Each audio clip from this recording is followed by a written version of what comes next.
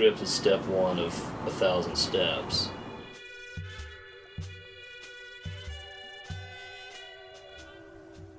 Hi, I'm Ronnie Gunter, and I'm the writer and director of a new film called Lighter. Lighter's a story of Roman Clower, an overweight comedian who's tired of being fat and funny. Lighter stars the venerable comedian Matt Hagen, who you might recall from his role in Solid Country Gold, a role which won him a Best Supporting Actor award over the highly esteemed Ron Perlman of Hellboy fame. I'd like you to meet Matt Hagen. Unfortunately, I don't have your address. If you send it to me, I'll pass it along to Matt and he'll show up at your house at an inconvenient time. So in the meantime, here's some clips from Solid Country Gold. Roll the clips.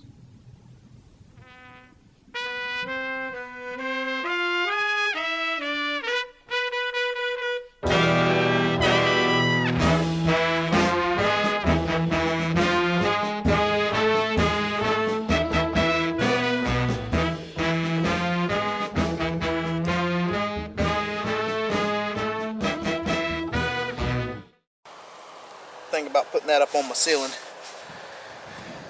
You know, like one of them movie stars with a mirror on the ceiling. Give me one of them vibrating beds. I like to noodle. I'm basically a bass noodleist. God, that looks... And the other guys just can't keep up. They're like, well, you're just noodling too much. And I'm like, you're not noodling enough. It's like a stage I like to practice my moves on, you know? That's why I come over here. Playing my bass, making moves. Walking this way. Oh, walk back this way, you know, trick them. You know, never know where I'm going, because I just like moving around backwards when I play. Yeah.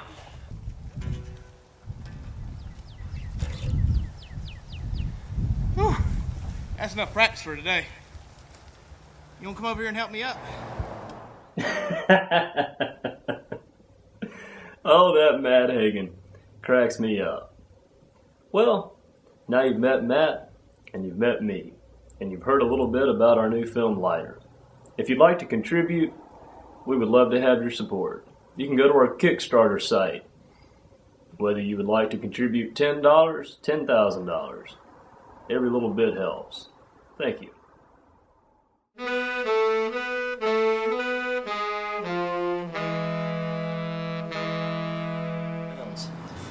I was in Los Angeles. The script was written for him. Years ago, I told you this idea. Yeah, I said, I got this idea. Are you good with it? And you're like, yeah, I'm good with it. I said, well, great.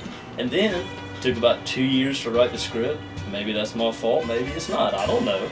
But I get done writing it, and a few weeks before time to fly out of here to shoot the movie, I was talking to my sister on the phone, and she said, I just saw Jonathan and Hagen. And Hagen's skinny. I said, how skinny? I thought he was bred. And so I started doing some calling and found out that Matt had lost 100 pounds. And the crux of the script is that the guy's supposed to be overweight. Now, I'm put into a bind because my good friend is getting healthy, and that's great. But my lead actor is getting skinny. So how do you tell your friend to go back to being unhealthy? That's the position you put me in, right there. Yeah, I finished the script the night that they caught Bin Laden, and I finished it, and I didn't know they had caught him, and Jeremy was next door with Justin and Holly, and they were making a bunch of racket, and so you would think it was celebratory because somehow they just knew that I had finished the script, but it wasn't that at all. No. But then there were about 5 final versions afterwards. The end of this script was the trickiest part that a lot of people didn't like and didn't think would work. People didn't think there was enough there to show that he had changed. And I trusted that once it was shot that it would work. And I think it does. I think it does. When you're writing spec scripts, you can write whatever you want. I mean, a daggone spaceship can come down and there's a whole thing there, but when you're writing a script to shoot, the logistics of it just don't make sense. Like, how are you going to burn a barn down? Especially at your family's house that they want to keep. They want to keep that barn. Exactly. Right, so I would say the hardest thing for me for this film has been the schedule that we've had is mainly budgetary. We've shot I think 100 scenes in 17 days out of a script that I think has a total of 108 scenes, and which means that to get the coverage we need, some scenes just don't get the attention that I would like to give them, and it's been hard picking and choosing which scenes to spend time with. And then some days, like we were shooting in the Tryon Theater, and we were there for a limited time. We only had it for one day, and I don't even remember how many scenes we had to shoot in there, and it makes it really difficult to try to get the quality that we need out of the scene and the number of setups that we need for the scene to be able to cut together. Since we're not just basically going handheld one-shot deals, we're looking at different lighting setups and all that. So that's been really hard for me to try to keep it from looking rushed. So, and I think for the most part we've been able to do it. I guess the hard part about being the lead in a film like this is the script. There isn't a single scene in this movie that Roman isn't in. So there was 118 pages, and I basically had lines on every page. So when shooting the film, there's only so much preparation you can do, because I wasn't going to be able to learn 118 pages in the time from when the time I got the script to the time to shoot. It just wasn't going to work. So every time we started shooting, I had to learn that scene 10 to 15 minutes before the scene actually went. We shot the real thing, and that was pretty difficult. I think some of the hardest things we had to do were film in tight schedules. Our budgetary constraints made it where we didn't have a place for 3 or 4 days. I mean, heck, we only had 21 days to shoot the whole film, so when we got a place, it was usually for free, and it can make it quite difficult on actors when you have only 3 hours to get a scene.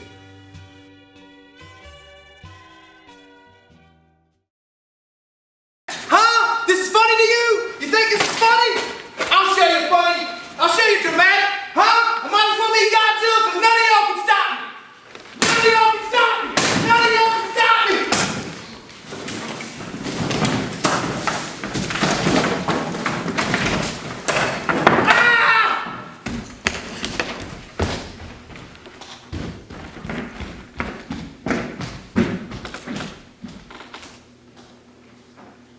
Cut! Nobody move!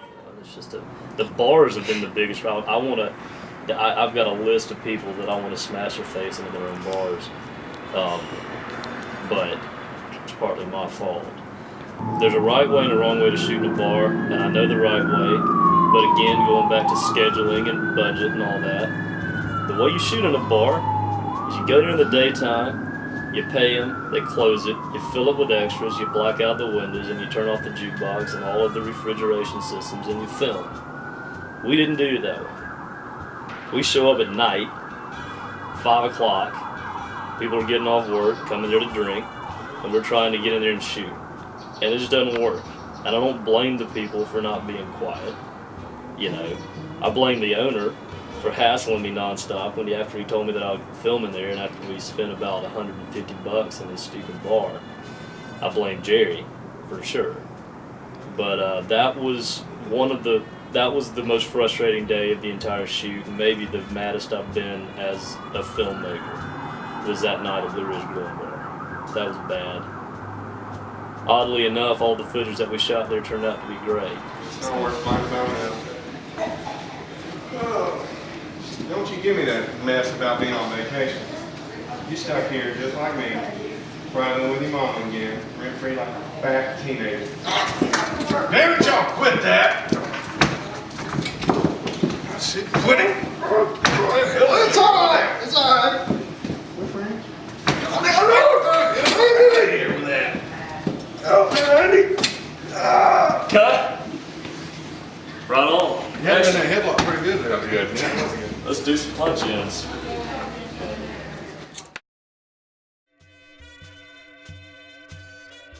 There's an episode of The Andy Griffith Show where a Hollywood producer comes to Mayberry to make a movie. And he falls in love with the town, and the way everybody looks, and all the different shops, and the big oak tree in the middle of town. And he leaves to go back to Hollywood to get his producing team. And while he's gone, they decide to make the town look better for the movie. And they have this big welcoming party for the producing team when they show up, and the coup de grace to the whole party is they're going to cut down the big ancient oak tree in the middle of town. And so the poor producer shows up, and this beautiful location is totally altered. And yeah, he basically says, this isn't the town that I came to film, The ironic thing is when he first showed up, they didn't want him in their town at all because they were convinced that he was just there to make fun of them. And I watched that episode about 2 weeks ago in the middle of this filming because that's basically how I felt trying to shoot in my own hometown. I was either met with extreme resistance or reluctance, or it was a total altered sense of the reality that I was trying to get. I would say people are very receptive to the end product, and that's something I'm really happy about and I'm proud of. So in reception, I hope that